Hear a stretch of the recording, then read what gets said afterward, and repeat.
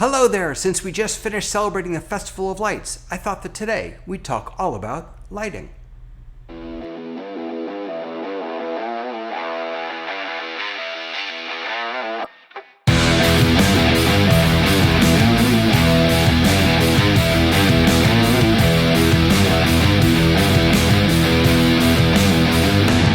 Hello my friends, welcome to Torah Tech Tips. My name is Rabbi David. I'm here to share with you some great tips so that you can share great Torah.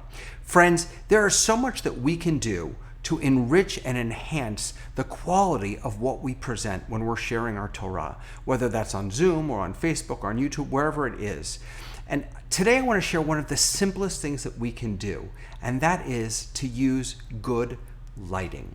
Now there's a basic principle when it comes to lighting in both videography and photography. Now I am not an expert in either of those. I have simply done a little bit of research and I've discovered that 3-point lighting is really what you want to go for in order to give yourself the best look when you're sharing something through your computer on YouTube or Facebook or Zoom or whatever platform you're using. So let me just give you, by way of example, what I have set up right here in my studio. So I've got 3 lights that I'm using, 3 main lights. The light over here, this is called my key light, and this is the brightest light that I have. And so that's shining right down on my face. I actually have it up a little bit and down because when you have glasses, you can see that glare that you sometimes get. So if you do wear glasses, you don't want to have the source of light right in front of you. You want to have it up and angled down a little bit. That's my key light. On this side, I've got a fill light. So that's another light that I have, again, up and angled down, and it's softer than my key light because I don't want too many shadows on this side of my face. So that just fills out some light so that I don't get too many shadows. And then up behind me, I've got what's called a backlight or a hair light.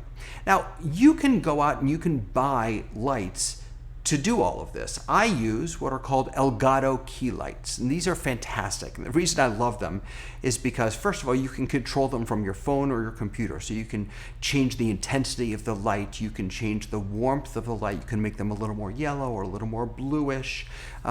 They also come on stands that attach directly to your desk, so I didn't need any fancy stands or anything like that.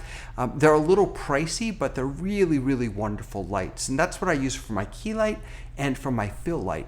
For my backlight, I just ran to Home Depot and I grabbed a desk lamp, I think, and I got a smart bulb. The reason I got the smart bulb is because, I wanted to be able to control everything from my phone or my computer. So I just have it just kind of attached to one of my shelves up there, and it's shooting down on top of my head.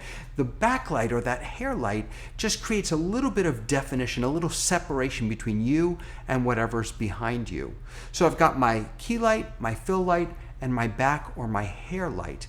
And you don't need to go out and buy fancy lights. You can grab a desk lamp, you can grab a floor lamp, whatever you have in your home, you can use it to create better lighting for your presentations.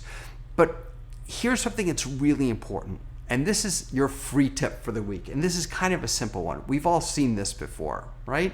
We've all seen this, where you're on a Zoom call, maybe it's you, maybe it's somebody else, and you're completely washed out. You can't really even see the person's face, and that's because their main source of light is behind them. It may be a beautiful window that you want to look out of all the time, but when you're streaming or when you're teaching on Zoom or Teams or any other platform, when your main source of light is behind you, that will wash you out and we won't be able to see you. So it's so important to do something so simple and easy and free. Is just, if there's a beautiful window behind you, turn your laptop, turn your camera, turn your desk if you need to face that light so that it's in front of you and it's acting perhaps as a key light for you. You don't need to even use artificial light. You can use the beautiful window that you have right in your home as your key light, as long as there's enough light coming in.